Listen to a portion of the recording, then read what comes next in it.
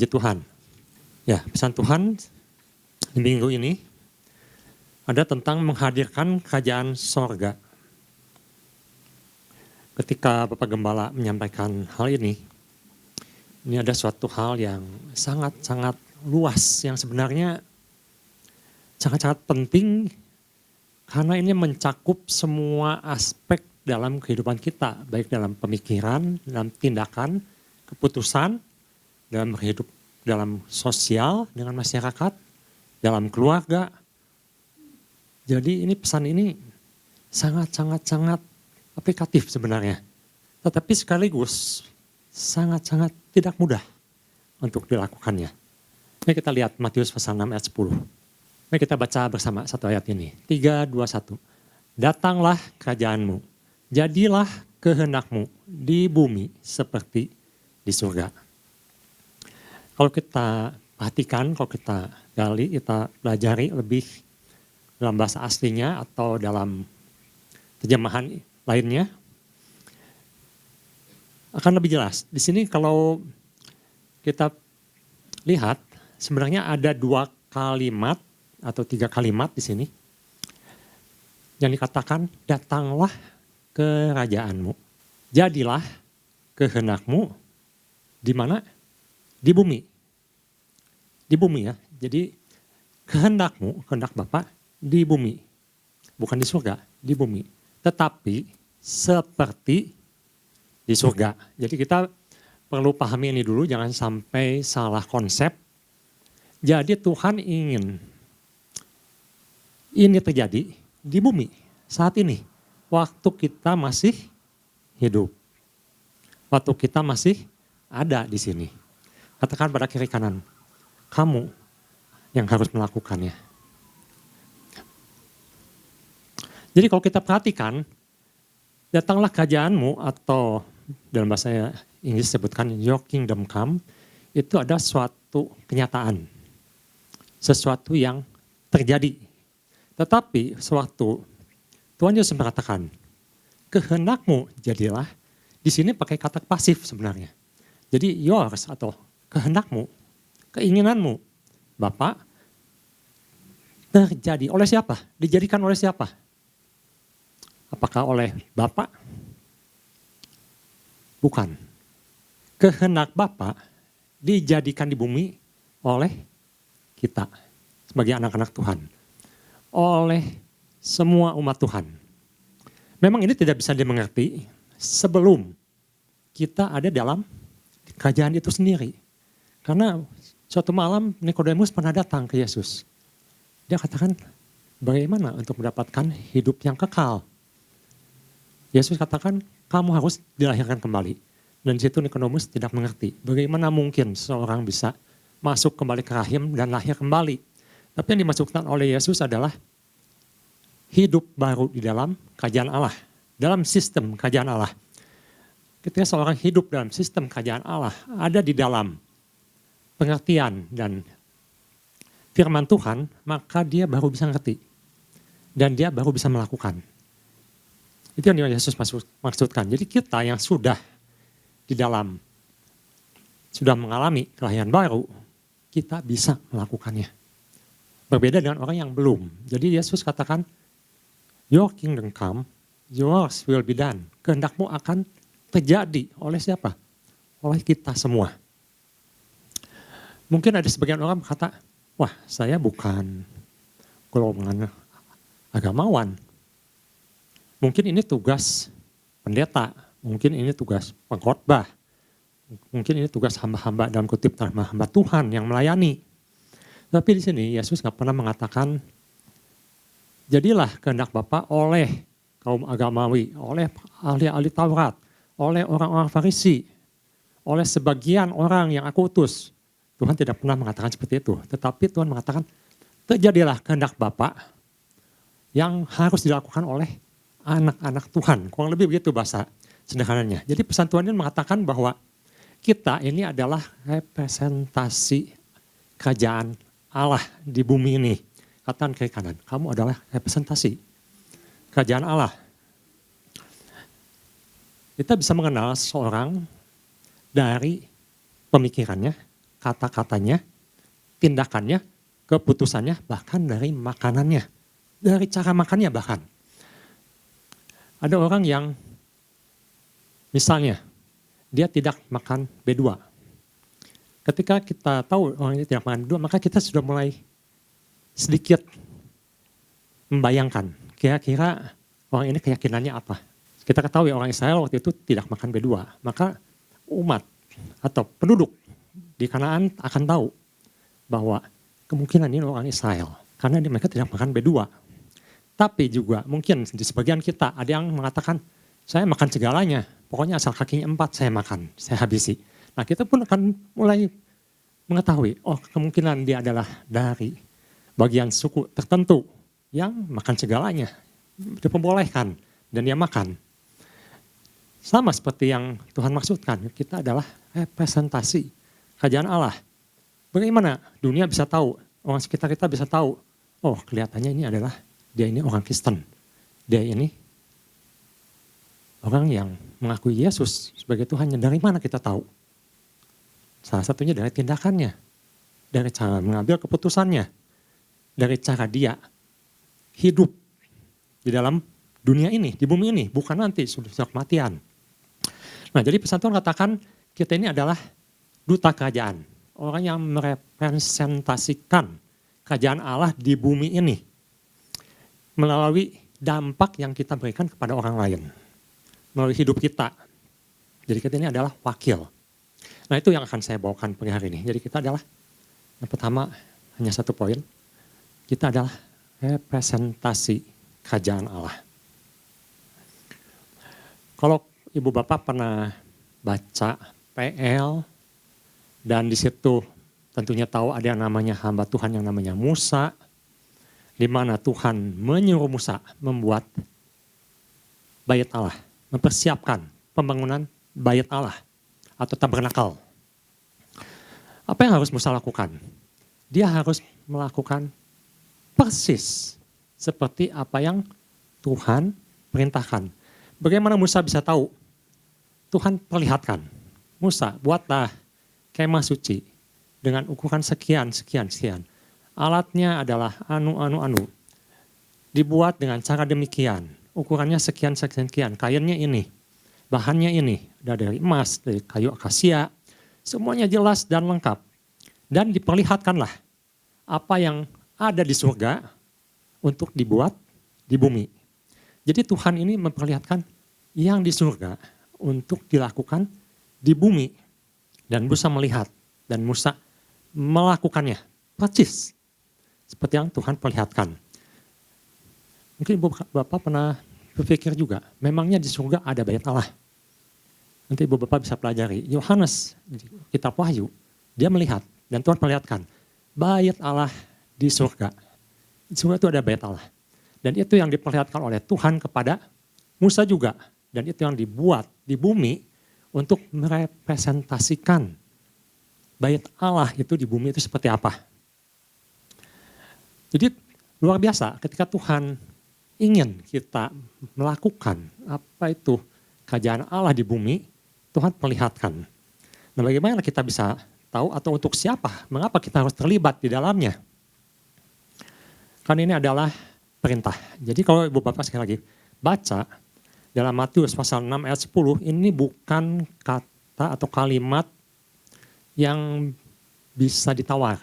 Tapi Tuhan katakan kerajaan Allah sudah datang dan kamu harus menggenapinya. Kamu harus menjadikan kehendak Allah itu di bumi ini seperti yang di surga. Jadi adalah kata perintah, kalimat perintah. Tentunya jadi pertanyaan, bagaimanakah saya melakukannya Tuhan? Saya bukan pendeta, saya bukan hamba Tuhan tanda kutip, saya ini orang biasa. Mungkin sebagian dari kita adalah pengusaha, pedagang, karyawan, ada yang di bidang kedokteran atau bahkan masih pelajar atau mahasiswa. Mungkin ada yang bergerak dalam pelayanan di luar. Ini ada satu pekerjaan yang sangat luas yang nanti menyangkut dalam etika. Karena kita harus mengambil keputusan apakah keputusan saya atau tindakan saya ini sesuai dengan sistem kerajaan Allah. Jadi mungkin ini akan banyak hubungan dengan etika juga. Dan itu sesuatu yang tidak mudah. Karena etika itu menyangkut suatu pilihan. Nah, mari kita lihat. Dalam proyek kerajaan Allah, memang Tuhan persiapkan imam-imam yang khusus. Khususnya waktu orang Israel di Bait Allah, ada kaum Lewi. Orang yang khusus hidup dalam pelayanan atau full timer. Full hidupnya di sana, mendapatkan makanan di sana, mendapatkan upah di sana. Dia adalah kaum yang khusus melayani Tuhan. Nah, tapi mungkin sebagian besar di kita ini bukan di sana. Nah, kita tinggal di bagian atau bekerja di bagian luar, di mana kita kadang-kadang menganggap ini kan kerjaan mereka. Itu tugas mereka. Nginjili, oh tugas penginjil. Mengkhotbahi, tugas pengkhotbah, tugas pendeta. Kita ini apa? Kita ini ya ikut berpartisipasi. Kurang lebih begitu ya. Banyak yang berpikir seperti itu. Tapi sebenarnya tidak begitu. Karena Tuhan itu melibatkan semua orang. Semua orang, dimanapun dia, dalam situasi apapun, dalam pekerjaan apapun dia, baik sebagai ibu rumah tangga, kepala keluarga, sebagai anak, karyawan, bos, semua. Coba kita lihat, Roma pasal 14 ayat 17, ini sudah disinggung oleh Pak Gembala dan rekan pengkhotbah. Ini Paulus menjelaskan kembali apa yang dimaksud dengan bahwa kita ini sebenarnya semua terlibat dalam proyek kerajaan Allah. Paulus mengatakan sebab kerajaan Allah bukanlah soal makanan dan minuman, tetapi soal kebenaran, damai sejahtera, dan sukacita oleh Roh Kudus. Jadi bagian pertama ini Paulus katakan kerajaan Allah ini bukan soal makanan atau minuman. Kalau ibu bapak pelajari di Alkitab, kalau disebutkan tentang makanan atau minuman itu adalah berkat yang Tuhan berikan. Di mana orang bisa menikmati hasil jerih payahnya, bersukacita. Orang Israel ketika masuk Kanaan, Tuhan berkati begitu melimpah dengan tanah yang begitu subur, dengan hasil yang luar biasa, dengan ternak yang luar biasa. Dan ini adalah satu konsep yang kita perlu pahami, bahwa Tuhan itu ketika menyuruh kita melakukan atau merepresentasikan kerajaan Allah, lalu kita mulai berpikir, waduh kalau gitu saya nih mulai hidup seperti pendeta istilahnya, seperti pendeta atau orang-orang yang melayani di bidang keagamaan, menyempil di satu tempat, hidup sendiri di sana, baca firman Tuhan tiap hari di sana, dan kerjanya ya begitu, menyendiri, betapa istilahnya begitu ya. Tapi Tuhan tidak mengajarkan seperti itu. Karena konsepnya begini, Tuhan itu selalu memberkati umatnya. Bahkan Tuhan itu ingin umatnya menikmati berkat-berkat Tuhan. Nah, kita buktikan, kita lihat bagian yang pertama ini ya. Pengkhotbah pasal 8 ayat 15. Jadi Tuhan itu tidak menyuruh menjadi agen kerajaan Allah dengan konsep, kalau gitu saya harus menyiksa diri, saya harus hidup susah, saya harus hidup khusus untuk Tuhan. Pengertiannya bukan seperti itu, tidak seperti itu, tapi lebih luas. Kita lihat di Pengkhotbah pasal 8 ayat 15.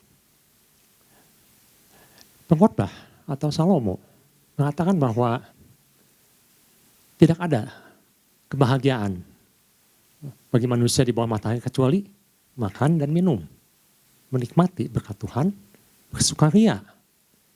Itu yang menyertanya dalam jerih payahnya seumur hidup yang diberikan Allah kepadanya di bawah matahari atau di bumi ini. Jadi Tuhan itu sebenarnya menciptakan dunia ini untuk dinikmati oleh anak-anaknya, diberkati. Kita lihat satu lagi, Pengkhotbah 3 ayat 13. Jelas sekali di sini katakan, Pengkhotbah 3 ayat 13. Dan bahwa setiap orang dapat makan, dapat minum, menikmati kesenangan dalam segala jerih payahnya. Itu juga adalah pemberian Allah. Allah yang berikan. Seorang bisa menikmati itu berkat Tuhan, anugerah Tuhan. Nah nanti ibu bapak bisa bandingkan di Ulangan pasal 28. Banyak sekali ayat 147. Kalau kita baca ini biasanya senang. Karena Tuhan akan berkata, diberkatilah engkau di ladang, diberkatilah engkau di kota, diberkatilah dalam pekerjaanmu, diberkati dalam pekerjaanmu, dalam keluargamu.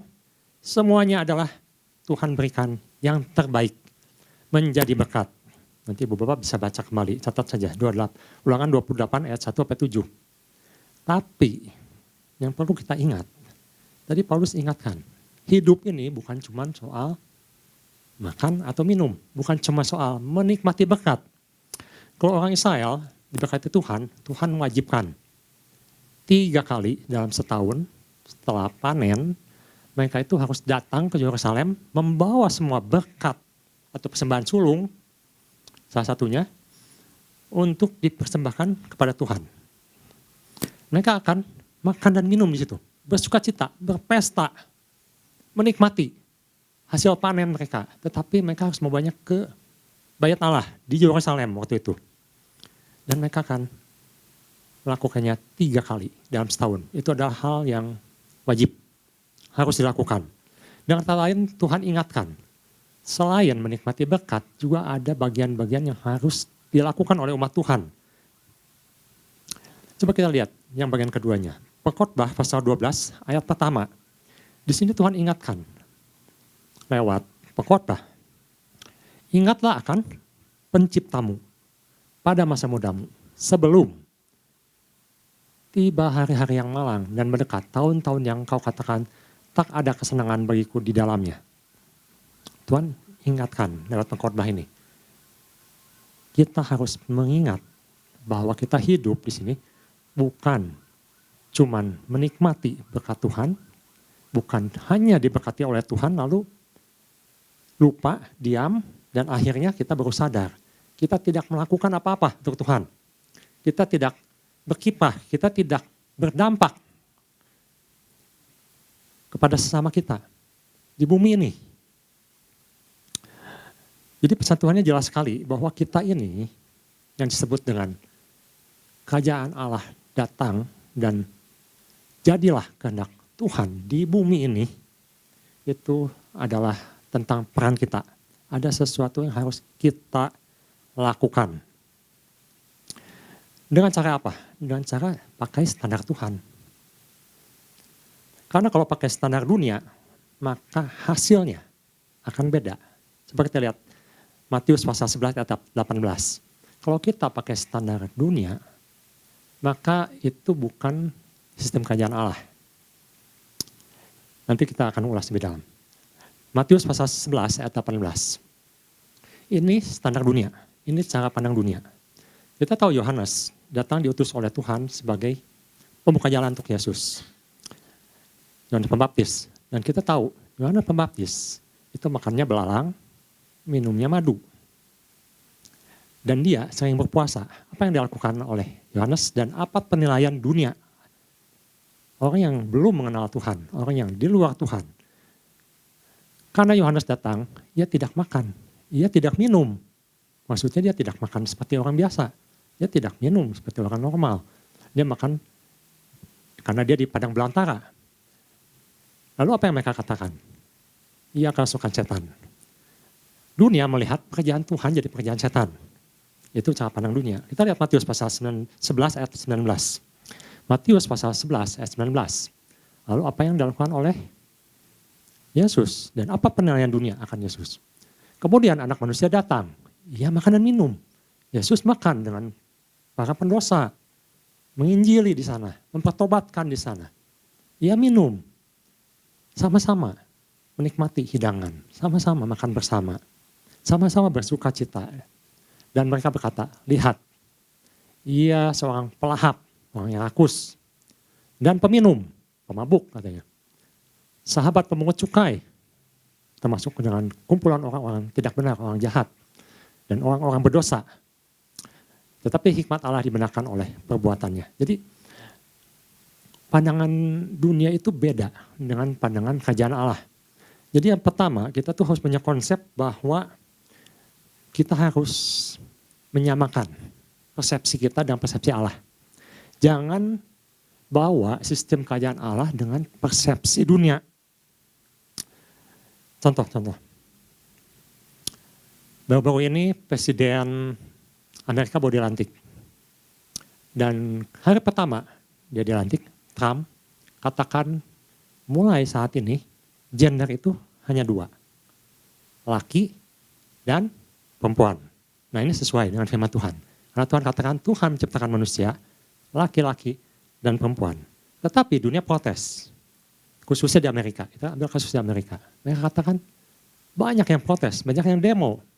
Mereka katakan enggak, gender itu ada 24, ada yang bilang 36, bahkan ada yang lebih. Itu pada pandang dunia. Tapi kita ini harus mengerti bahwa Allah menjadikan gender itu 2, laki dan perempuan. Bagaimana dengan LGBT? Banyak dunia sekarang mempromosikan, memberikan satu pandangan bahwa LGBT itu sesuatu yang umum, sesuatu yang lumrah. Tapi kita harus balik kepada pandangan Tuhan. Bahwa Tuhan tidak mengizinkan LGBT. Ya ini Ibu Bapak nanti bisa gali sendiri. Tapi kurang lebih seperti itu. Jadi jangan bawa konsep dunia kepada sistem kerajaan Allah. Yang benar adalah bawa firman Tuhan, pandangan Tuhan dalam kita mengambil keputusan, tindakan ketika kita melakukan segala sesuatunya di bumi ini. Kita harus ingat bahwa kita ini diutus untuk merepresentasikan kerajaan Allah ini. Contoh misalnya dalam dunia kedokteran, ini suatu yang pergumulan yang tidak mudah. Di mana mereka disumpah juga, ketika jadi dokter disumpah, ada namanya sumpah Hipokrates. Di mana mereka harus menyatakan kebenaran, tapi secara bijaksana, dan semuanya adalah untuk kepentingan sang pasien. Tetapi kita ketahui zaman sekarang ini, bahwa kepentingan industri atau bisnis farmasi itu sangat-sangat mempengaruhi keputusan dokter juga.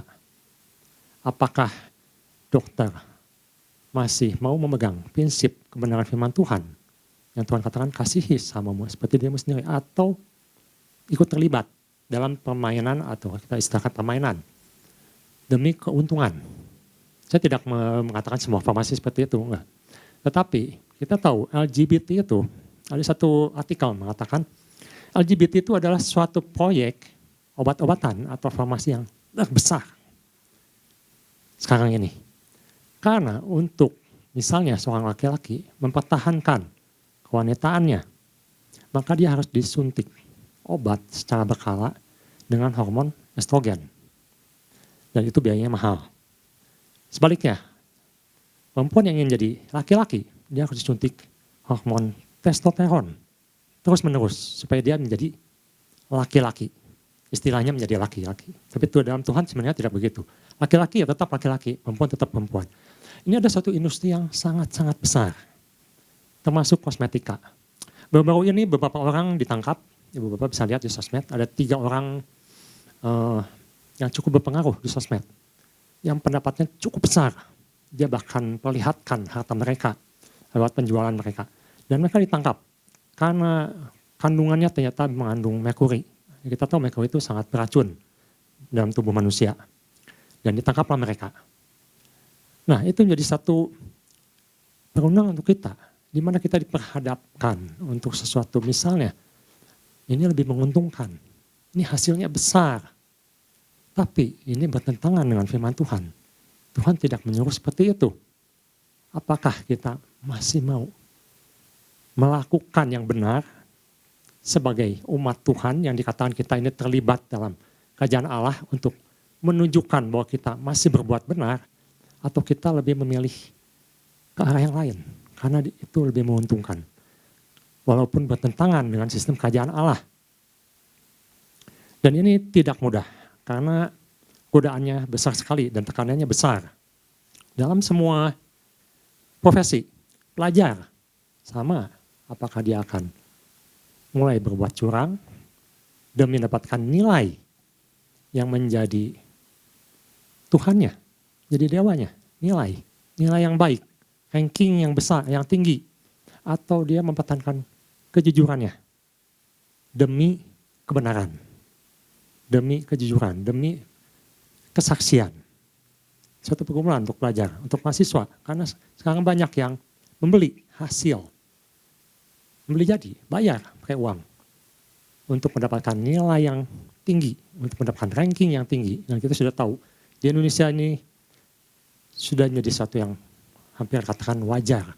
Karena seperti itu. Tapi kita sebagai anak Tuhan kembali diperhadapkan. Apakah saya menjadi representasi kerajaan Allah atau tidak? Ketika saya diperhadapkan pada hal-hal yang seperti demikian. Ibu bapak tentu ingat, beberapa waktu lalu ada orang yang korupsi triliunan dan hanya dihukum 5 tahun. Dan itu menjadi viral di mana-mana di sosmed. Jadi seolah-olah orang berkata, saya juga mau dihukum 5 tahun untuk dapatkan triliunan rupiah. Bahkan ada yang mengatakan gitu, netizen. Saya baca komentarnya. Di mana orang mulai berpikir, kalau begitu saya kerja keras untuk apa? Hasilnya terbatas. Mendingan saya melakukan hal yang sama, dapatnya triliunan, hukumannya sebentar 5 tahun. Apakah mulai tergoda juga seperti itu? Melanggar hukum demi mendapatkan uang atau harta yang banyak. Tuhan Yesus mengatakan bahwa di mana hartamu berada, di situ hatimu berada.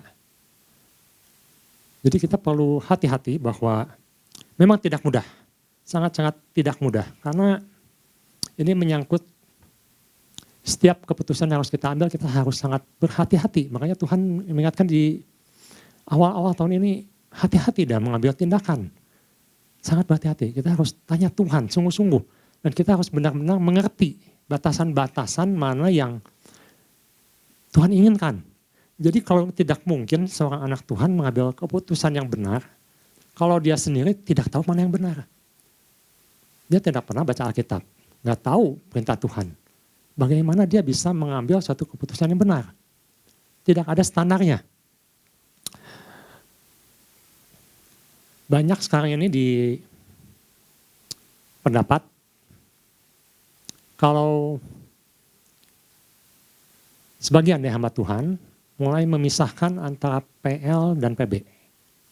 Jadi mereka katakan PL sudah digenapi oleh Yesus, benar itu benar. Jadi kita tidak hidup dalam PL lagi, dan kita tidak perlu mengikuti apa yang dituliskan dalam PL, kurang lebih begitu intinya. Ini ada sesuatu yang cukup berbahaya, karena kita tidak bisa memisahkan Alkitab itu sebagai satu kesatuan. Apa yang Tuhan perintahkan di PL itu adalah sesuatu yang benar, sesuatu yang baik. Hanya manusia tidak mengerti, makanya Tuhan Yesus perjelas di PB tentang apa yang Tuhan maksudkan di PL. Bahkan Paulus sendiri mengutip begitu banyak PL dan menjelaskannya kembali untuk umat Tuhan. Jadi kita tidak bisa misah-misahkan firman Tuhan dan kita katakan, itu kan udah berlaku. Kita nggak perlu lakukan lagi. Tidak seperti itu. Kita sangat berhati-hati dengan pengajaran-pengajaran yang sekarang mulai memisahkan firman Tuhan. Oh ini lakukan boleh. Oh ini nggak usah. Oh ini ya. Oh ini bukan. Oh ini udah nggak berlaku. Bahkan PB pun dipecah lagi. Oh yang ini untuk umat Yahudi. Oh ini untuk bukan Yahudi. Dipisah-pisahkan lagi dalam pengertian yang tidak benar. Itu sangat-sangat berbahaya karena sebenarnya apa yang Tuhan tulis di PL itu adalah satu representasi yang memang sulit dimengerti waktu itu oleh orang Israel. Ketika Tuhan misalnya bikin bait Allah, kita akan mengerti ketika Yohanes melihat bait Allah itu ada di surga. Dan dia melihat bahwa Allah memang bertahta di surga. Allah adalah Allah yang berkuasa. Kemarin Pak Marbun sudah jelaskan bahwa sebagai hamba Tuhan, sebagai umat Tuhan, kita itu ada kuasa. Ada otoritas yang diberikan oleh Tuhan. Itu menunjukkan salah satu ciri-ciri sistem kerajaan Allah. Bahwa kita ini ada sesuatu yang besar. Roh kita ini adalah roh Allah yang besar. Mana kita bisa mendoakan orang untuk sembuh. Bisa sembuh kalau Tuhan berkenan. Kita bisa mengusir setan, itu sudah jelas. Karena otoritas dalam Kristus, otoritas kita lebih besar dari yang daripada setan-setan di dunia ini. Jadi ada ciri-ciri yang kita tidak bisa abaikan. Yang sudah pasti, tetapi ada yang abu-abu yang kita harus tahu bahwa sebenarnya Tuhan tidak menyuruh ke sana. Itu yang harus lebih digumulkan. Saya kemarin sempat baca juga satu buku yang ditulis oleh Francis Schaeffer. Dia seorang apologetik, orang yang menjelaskan tentang iman Kristen. Dia katakan begini, sebenarnya ilmu pengetahuan, penemuan teknologi yang sekarang ini, di abad-abad modern ini, itu tidak terlepas dari firman Tuhan. Sekarang, apalagi di zaman kemajuan saat ini, orang sudah mulai membuktikan bahwa firman Tuhan itu adalah benar. Saya tidak mengatakan bahwa ini buku pengetahuan, bukan itu maksudnya. Tapi mereka buktikan, misalnya mereka mengatakan umur bumi ini puluhan ribu tahun. Dan mereka memaksakan dengan teknik yang dengan pengukuran memakai atom karbon 14. Dan sekarang sudah mulai dibuktikan bahwa atom 14 itu tidak stabil dan tidak bisa dipegang sebagai patokan untuk mengukur usia bumi. Evolusi ini sekarang sudah dipatahkan teorinya. Dan dibuktikan kalau manusia diciptakan Tuhan dalam bentuk manusia, bukan dalam bentuk bakteri atau monyet yang berevolusi. Nah seperti itu dalam bidang sains atau ilmu pengetahuan. Bagaimana kalau ibu bapak terlibat di dalamnya, dalam dunia pendidikan, guru, bagaimana mempertahankan iman? Kalau saya lebih percaya Tuhan menjadikan manusia itu utuh, bukan dari monyet.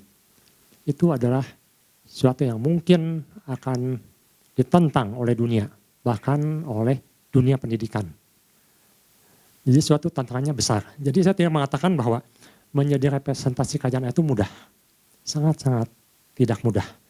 Di mana dunia menuntut kita melakukan hal lain, tetapi Tuhan mengatakan engkau diberkati, engkau akan dilindungi, engkau akan disertai kalau kita terlibat dalam kerajaan Allah. Kalilah bergerak dalam kerajaan Allah. Dan itu yang Tuhan katakan. Dan Tuhan tidak punya niat sama sekali untuk mencelakakan kita. Bahkan Tuhan berikan berkatnya melimpah. Supaya kita bisa menjadi berkat. Ibu bapak pernah berpikir atau sempat berpikir atau sempat mempelajari ketika umat Israel keluar dari Mesir, berapa banyak yang mereka bawa? Mereka bawa emas, mereka bawa perak, mereka bawa ternak, mereka bawa kain-kain mahal, mereka bawa bahan-bahan yang terbaik. Tuhan berkati mereka ketika mereka keluar dari Mesir pada malam Paskah, waktu Paskah keluar. Untuk apa? Untuk apa Tuhan berkati? Begitu banyak, begitu melimpah, begitu kaya. Bahkan Tuhan katakan, minta saja apa yang kamu pengen, kamu inginkan, ambil. Dan mereka akan memberikannya. Bahkan harus cepat-cepat keluar. Ini kamu pengen apa? Ambil. Asal cepat keluar. Karena waktu itu tulah ke-10 turun. Semua anak sulung di Mesir mati. Setiap keluarga ada anak yang mati. Lalu mereka katakan, ambil. Apa yang kamu mau? Ambil semua. Asal keluar malam ini juga. Lalu pernahkah kita berpikir, semua berkat yang Tuhan berikan yang begitu besar, begitu melimpah, begitu luar biasa, dipakai untuk apa? Nah kalau ibu bapak baca kelanjutannya, kitab Keluaran, maka ibu bapak akan mengerti. Di situ Tuhan katakan, bahan-bahannya sudah ada. Ahli-ahlinya Tuhan sudah sediakan. Bentuknya, urusannya, ukurannya, Tuhan sudah tunjukkan kepada Musa. Tinggal dibikin. Bahannya di mana? Itu perak, emas ada. Kain yang mahal ada. Kayu yang bagus ada. Semua ada. Mereka tinggal mempersembahkannya pada Tuhan. Mereka hanya harus terlibat dalam pembangunan bait Allah, dalam pekerjaan Tuhan. Tuhan siapkan semuanya. Tuhan berikan semuanya. Jadi Tuhan kita tidak pernah berhitung-hitungan sebenarnya. Tetapi kita harus ikut dalam sistem kerajaan Allah. Nah ini sebagai ayat terakhir mari kita lihat. Mazmur pasal 40 ayat 8, ada 2 ayat di sini yang saya ingin kita semua jadikan doa kita juga di pagi hari ini. Di sini katakan, aku suka melakukan kehendak-Mu. ya Allahku, Tauratmu ada dalam dadaku. Atau terjemahan lain mengatakan, your desire is mine. Keinginanmu, kehendakmu, itu adalah menjadi kehendakku. Itu yang Daud katakan, itu keinginan Daud. Di mana Tuhan katakan, jadilah kehendakmu, atau engkau harus menjadikan kehendak Tuhan ini jadi di bumi ini. Dan Daud katakan, keinginanmu Tuhan, kehendakmu Tuhan, itu adalah kehendakku. Dan ini yang terakhir, Yohanes pasal 4 ayat 34. Kita akan baca bersama. Ini yang dikatakan oleh Yesus. Yesus katakan, kita baca 3, 2, 1. Kata Yesus kepada mereka, makananku ialah melakukan kehendak Dia yang mengutus aku dan menyelesaikan pekerjaannya. Biar ini menjadi doa kita dimanapun kita berada, dimanapun. Tuhan tempatkan kita tetap bertumbuh, tetap berbuah, tetap menjadi dampak yang sehingga semua orang bisa lihat orang ini anak Tuhan. Tuhan Yesus memberkati.